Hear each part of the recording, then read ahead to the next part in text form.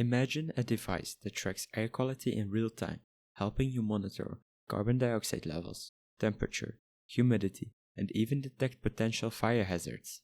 No complex setup, just a simple system that gives you instant feedback on your environment. That's exactly what I built. Meet EnviroSense, my smart environmental monitoring system designed to track key indoor air conditions and alert you when something's off. In this video, I'll walk you through how EnviroSense works, the hardware and software behind it, how it collects and reports data, and future improvements I'm working on. If you're into IoT, smart home automation, or software engineering, stay tuned. Indoor air quality is often overlooked, but it plays a huge role in health and comfort. Poor ventilation leads to high carbon dioxide levels, which can cause drowsiness and reduce focus. And in some cases, overheating or electrical faults can lead to fires. That's where EnviroSense comes in. EnviroSense is an environmental monitoring system that tracks temperature, humidity, carbon dioxide levels, and fire detection. All of this data is processed in real time and displayed in a mobile app. Users can track trends, receive alerts, and even automate actions like opening windows or adjusting ventilation. Now let's talk about how this all works under the hood. I combined several technologies to make the system both powerful and scalable. The mobile app is built using Flutter, allowing me to deploy it on both Android and iOS with a single codebase. It fetches data from the backend and presents it in an intuitive UI.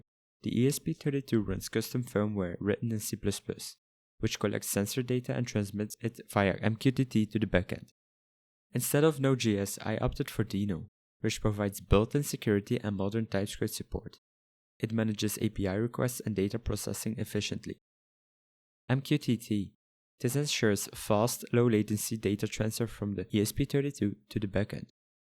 MQTT is lightweight and ideal for IoT applications. I use Strapi as a headless CMS to store and manage air quality data, providing a flexible and scalable backend solution. Hold on, why did you use Strapi for your database? One simple answer. I was forced to use it for my course. Firebase handles real-time updates and authentication. It ensures instant data synchronization and allows users to securely log in and access the data. For the hardware, let's start with the ESP32 Rover. This microcontroller is the brain of the system, handling data collection and Wi-Fi communication. I chose the ESP32 because it has built-in Wi-Fi, low power consumption, and enough processing power to handle multiple sensors. DHD20, a temperature and humidity sensor. It's more precise than the DHD11 and provides stable readings, which is critical for accurate monitoring. MQ135, a gas sensor used to detect carbon dioxide levels. It can also pick up VOCs, but my main focus here is monitoring indoor carbon dioxide concentration. SH1106 OLED display.